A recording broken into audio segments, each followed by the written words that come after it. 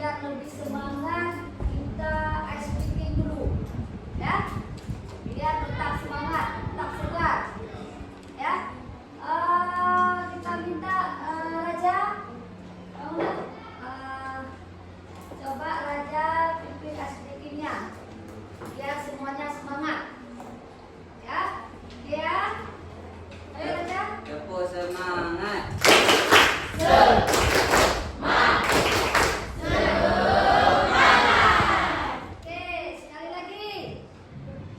Tepuk semangat.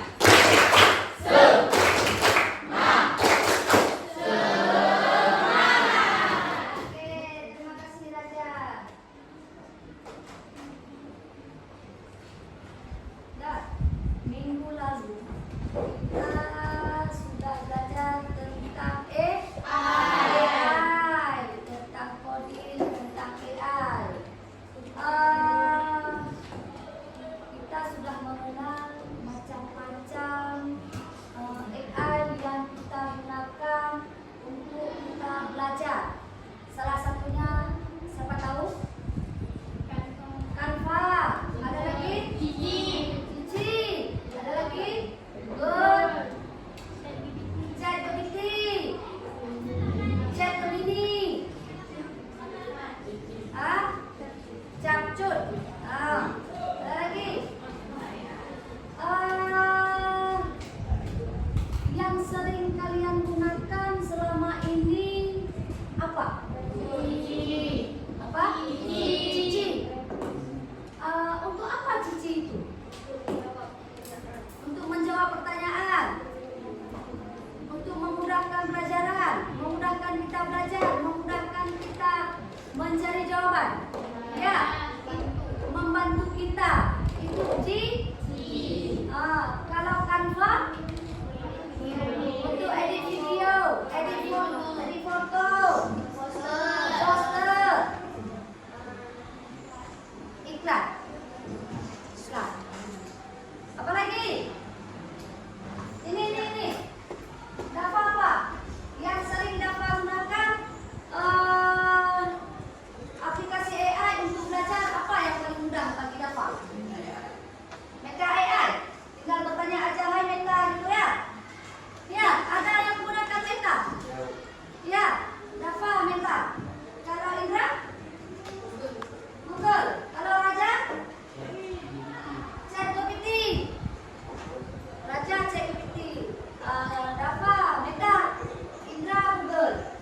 Nah, menurut kalian dengan menggunakan AI berbagai macam aplikasi tersebut mudah enggak dalam membantu kalian untuk belajar? Mudah. Selama ini kalian menggunakan AI, kalian tahu itu bahwa itu AI? Tahu? Aplikasi-aplikasi yang kalian gunakan, kalian tahu bahwa itu AI, ada hubungannya dengan coding ini? Tahu kan?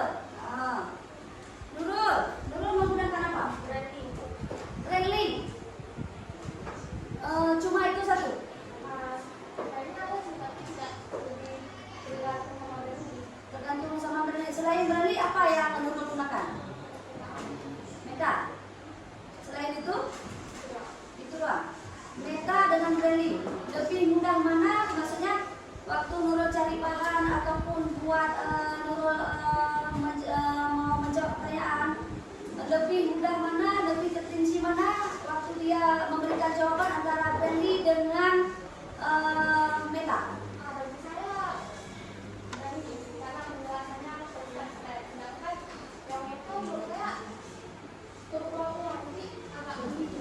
Oh gitu, oke. Berarti kalian sudah paham apa itu AI, ya? Berarti selama ini kita sudah menggunakannya tanpa kita sadari. Jadi hari ini kita akan belajar tentang coding yang konsep dasarnya berpikir komputasional.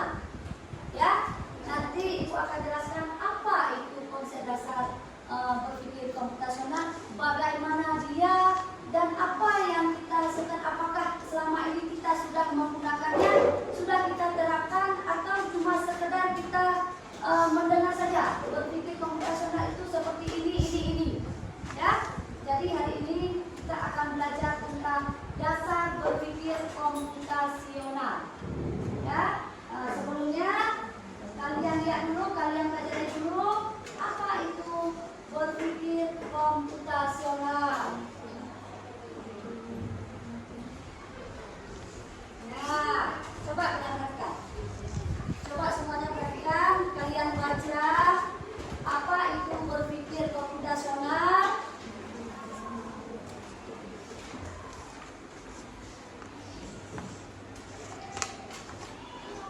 Baca ya. Apa itu dia? Sudah? Sudah?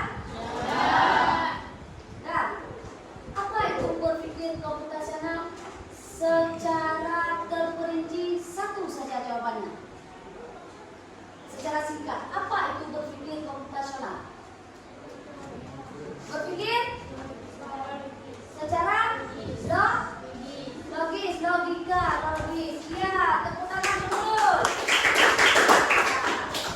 Oke. Berpikir komputasional di situ berpikir untuk menyelesaikan masalah secara sistematis. Yang kedua, membagi masalah besar menjadi kecil, bukan membagi masalah kecil menjadi besar. Ya, jangan kebalik. Dia logis, masuk akal, logika, bukan imajinasi, bukan mimpi, dan bukan hayalan. Itu dia berpikir komputasional. Paham? Jadi kalau ditanya apa itu BK atau apa itu berpikir komputasional, jawaban kalian apa? Ya, BK itu berpikir komputasional. Kalau disingkat jadinya BK. Bukan bimbingan untuk sendiri. BK itu berpikir komputasional. Kalau kita singkat, BK jadinya. Apa itu berpikir komputasional? Kalau ditanya sama kawan, apa jawaban kalian? Berpikir secara logis. Nah, kemudian digunakan dalam kehidupan sehari. Berarti selama ini kita sudah berpikir secara komputasional, secara logis, secara masuk akal. Bukan dengan mimpi kita berpikir, bukan dengan kita duduk, kita menghayal, oh ini begini, bukan. Tapi berpikir komputasional di sini, sesuatu yang kita pikirkan itu harus logis dan masuk akal. Contohnya siapa tahu? Memasak. Iya, memasak. Logis lah. Ada kita pikir-pikir, kita menghayal waktu memasak itu ini tanpa kita lakukan. Selain memasak apa lagi? Belanja. Ya, yang lebih mudah yang ada di dekat kalian itu apa? Hah?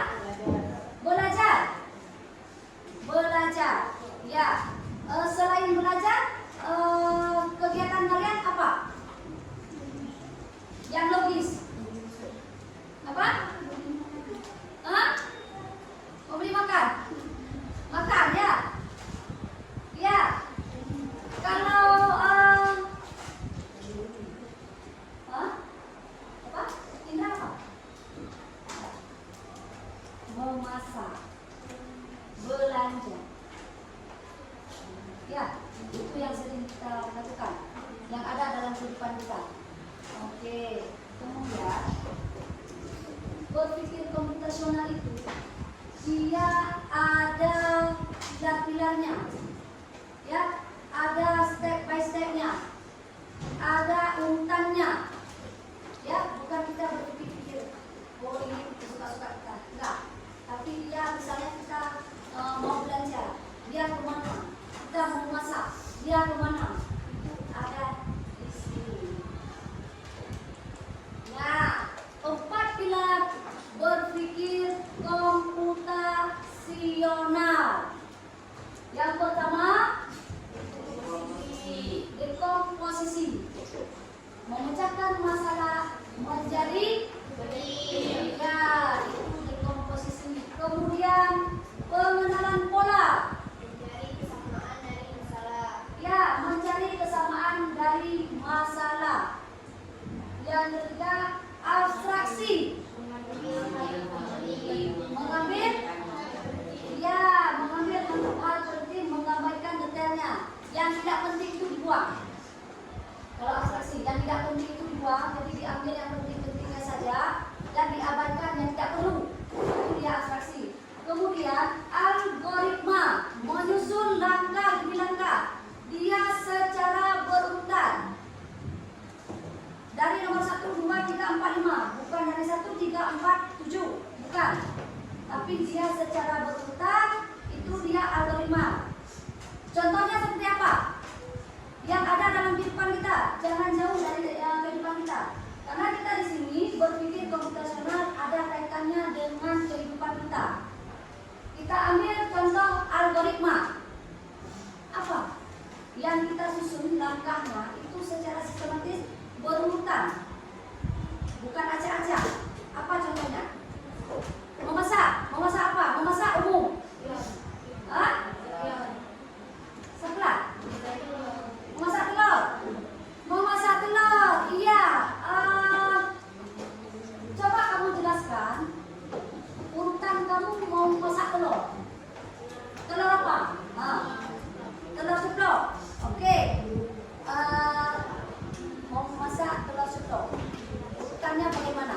Proses sehingga menjadi telur ceplok itu bagaimana? Panaskan minyak di dalam wajan. Ceplokkan telur. Menambahkan sedikit garam. Kemudian biarkan dari situ.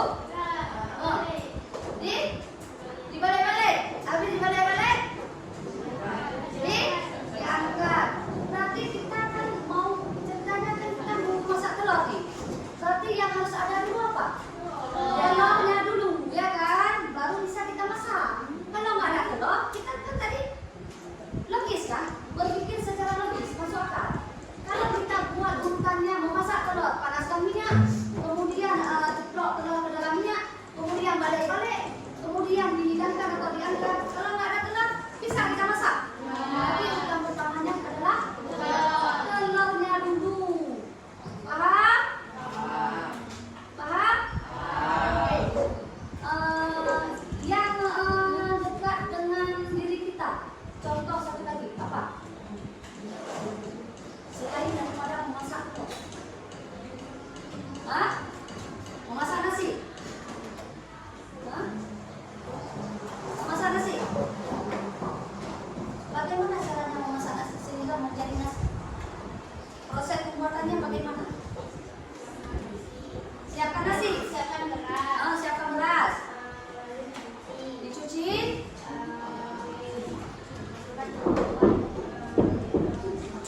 Masukkan ke tempat memasak nasi. Kosmos. Ke dalam kosmosnya atau tempatnya dulu? Dalam kosmosnya. Kosmosnya itu yang bagaimana? Apa yang di dalam kosmosnya? Wajan kayak wajan itu. Habis itu masukkan air. Masak. Siapa ya? Airnya ditakar. Lalu dimasak.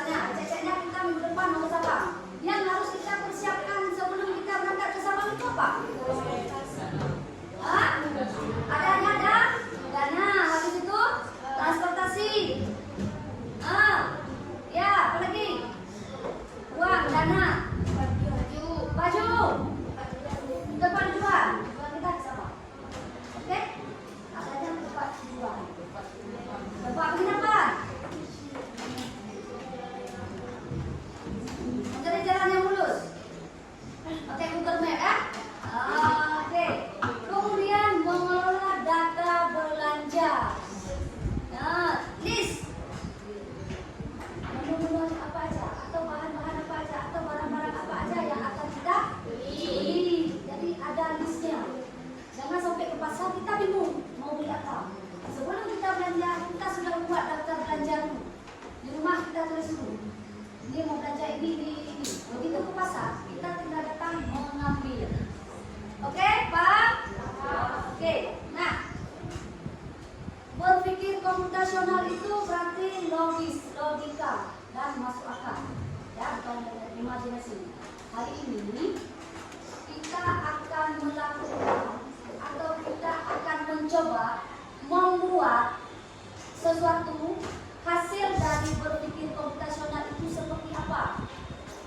Ya, jadi kita akan membuat sebuah permainan, sebuah wacana atau sebuah rencana atau sebuah semacam hasil bagaimana cara memasak telur. Nanti ada 3 macam hasil dari telur yang kalian masak. Ya, nanti kita akan membuat bagaimana cara memasak telur. Sebelum itu kalian harus pahami dulu, telur-telur itu bisa kita jadikan apa saja dan bisa kita buat apa saja dari telur tersebut. Nah, kita nonton video telur. Oke? Sebelum kita melakukan diskusi tugas kelompok. Oke. Jalan kedua.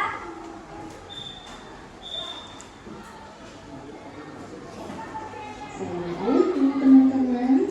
Jumpa lagi dengan Bunda Sita. Hari ini Bunda akan mengajak teman-teman untuk belajar bersama. Nah teman-teman, hari ini kita akan belajar tentang ayam, hasil ayam, dan substitusi telur ayam. Teman-teman, hari ini kita akan belajar tentang telur ayam. Ayo teman-teman, tebak siapakah yang menciptakan telur ayam? Wah, benar. Yang menciptakan telur ayam adalah Allah. Nah, ini adalah bagian-bagian telur ayam. Ayo teman-teman, sebutkan apa saja bagian-bagian telur ayam. Iya, ada kulit telur, ada putih telur, dan kuning telur. Nah, yang bisa dimakan yaitu putih telur dan kuning telur. Siapa di sini yang suka makan telur ayam? Wah, hebat. Jadi bisa bikin kita sehat. Nah, yang suka makan telur ayam tadi ada manfaatnya loh bagi tubuh kita, yaitu untuk perkembangan otak kita agar semakin cerdas.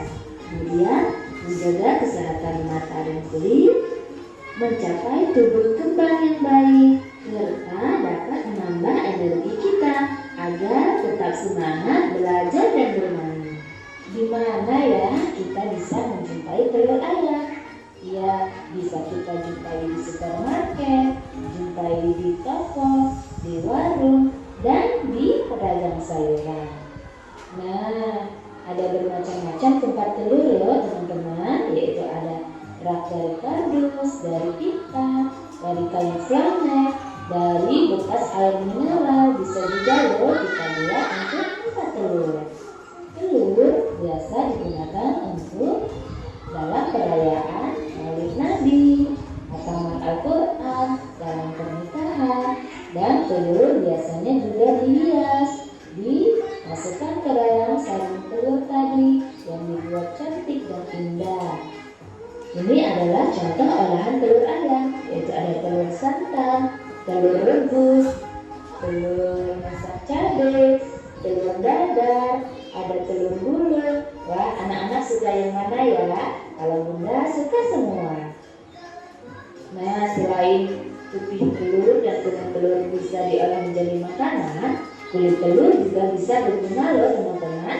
Bisa dijadikan hiasan untuk bingkai foto. Oke. Nah, sudah nonton kan? Nah, dan video tersebut bukan tentang telur, ya, bukan hanya sekedar kita makan saja. Telur itu bukan hanya sekedar makan saja, tapi ada fungsinya telur itu. Untuk apa? Menambah energi, apa lagi?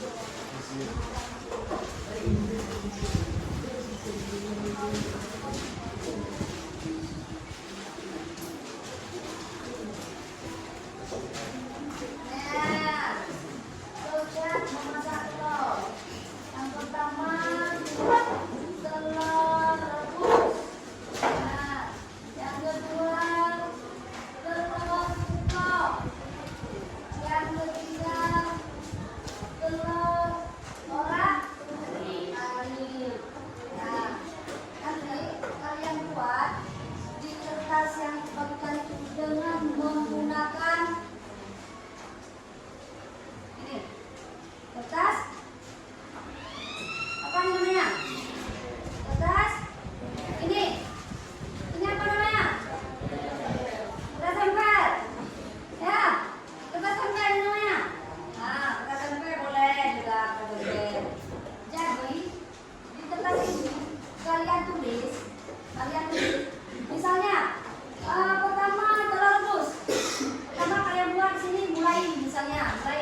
Habis itu buat di bawahnya telur rebus. Kemudian urutan cara memasaknya bagaimana? Paham? Oke, buatkan. Nih. Jadi tiga warna, satu kelompok tiga warna. Pink. Pink ya? Ya.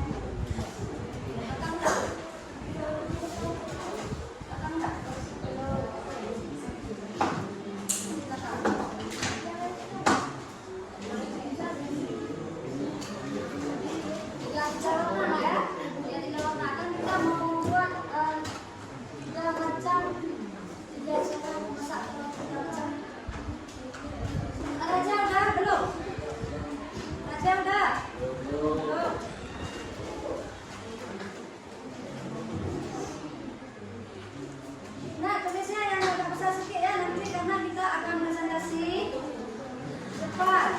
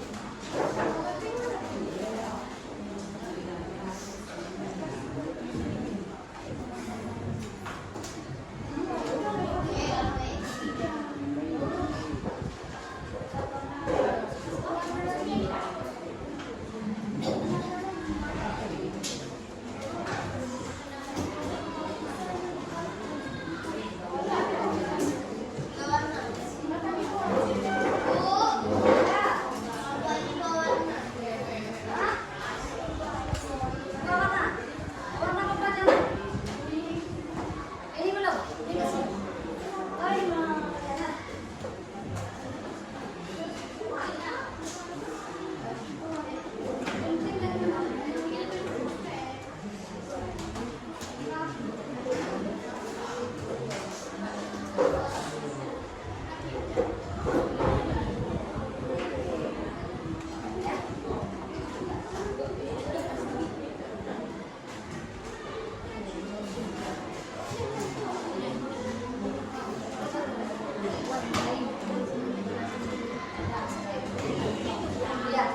ya.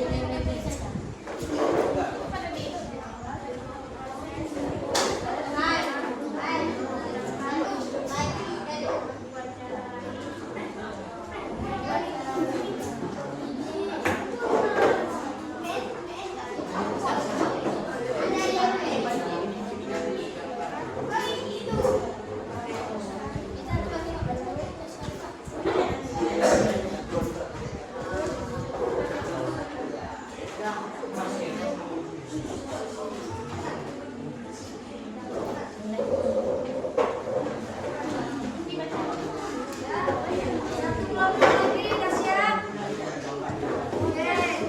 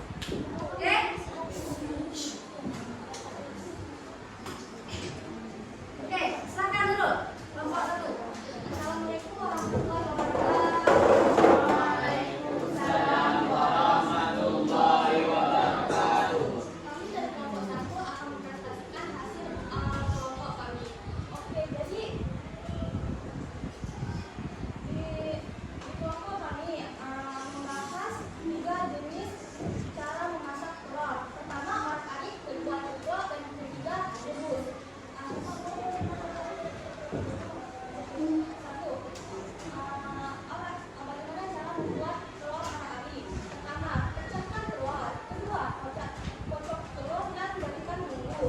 Tiga, panaskan penggorengan. Keempat, masukkan telur ke penggorengan. Kelima, aduk telur dan siap disajikan. Oke, baik. Sekarang ceplok. Cara pembuatan ceplok sangat mudah. 1. Memanaskan penggorengan dan minyak. 2. Memecahkan telur di penggorengan. Oke, sekarang rebus. Silakan.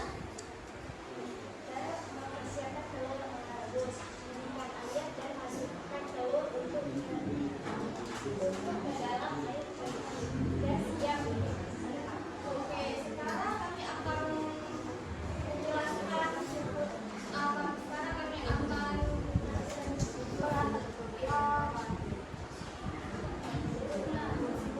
kesimpulan. Satu, bahwa bikin komputasional adalah cara terbaik untuk memecahkan masalah dalam bisa menjadi kecil. 2.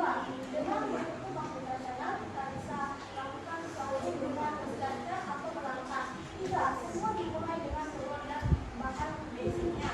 4. Perbedaan cara memasaknya. Oke. Demikian dari kami. Wassalamualaikum warahmatullahi wabarakatuh.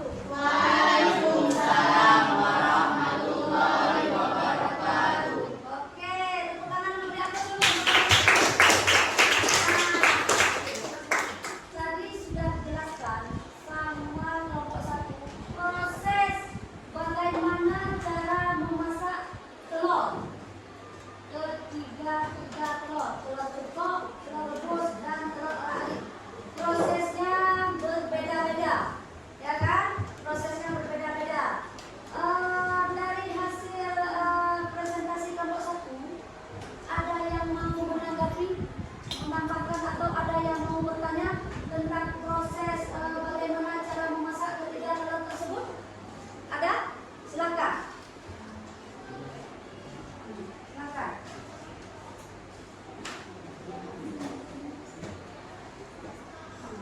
Ada yang berbeda proses memasaknya?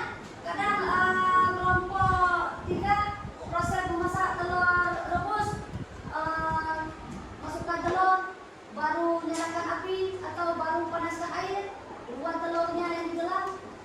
Bagaimana? Ada kelompok 2, 3, 4, bagaimana? Ada yang mau menanggapi? Silakan. Ada? Indra? Imam? Coba, ada yang mau ditanggapi? Ada? Ada? Sudah paham semuanya? Sudah? Nah, jadi hasil kesimpulan dari bagaimana proses membuat telur ceplok itu, urutannya berbeda-beda, prosesnya berbeda-beda, ya. Jadi dia harus berurutan, harus terstruktur, tidak boleh salah langkah, tidak boleh salah aturan, tidak boleh salah urutan. Ya, oke. Jadi kesimpulan dari kelompok 1 proses memasak ketiga telur, bahwa di sini kita menerapkan bagaimana konsep dasar berpikir komputasional, bahwa secara logis dan masuk akal. Ini menurut kalian hasil dari kerja kelompok 1 logis tidak?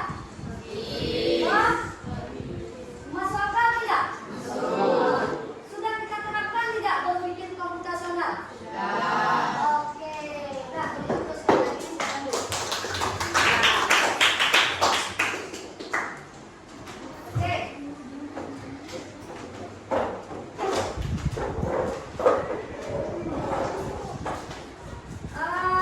Kita minta satu lagi.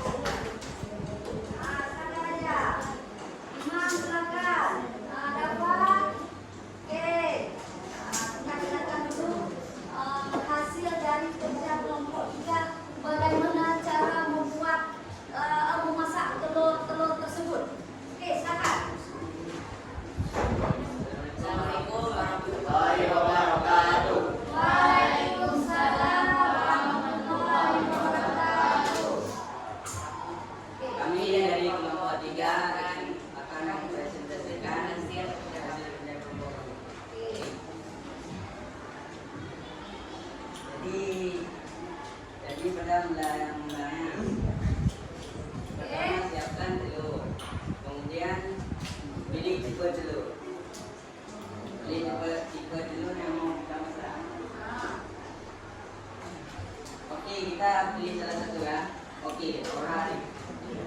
Pertama-tama kita masukkan, pecahkan telur. Kocok telur dan berikan bumbu. Kedua, panaskan penggorengan. Dan ketiga, masukkan telur ke penggorengan. Keempat, aduk telur dengan rata dan siapkan santan.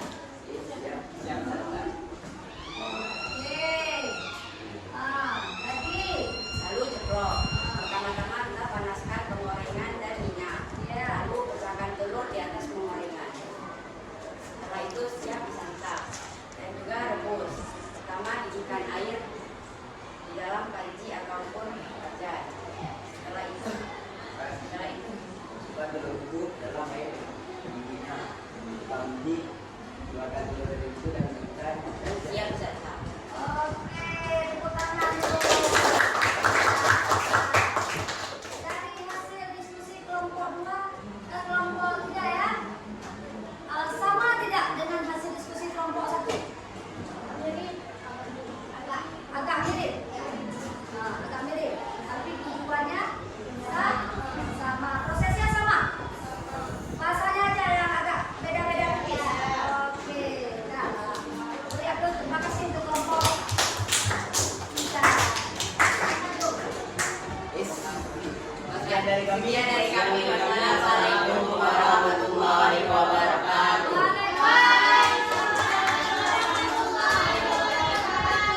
Oke, silakan dulu.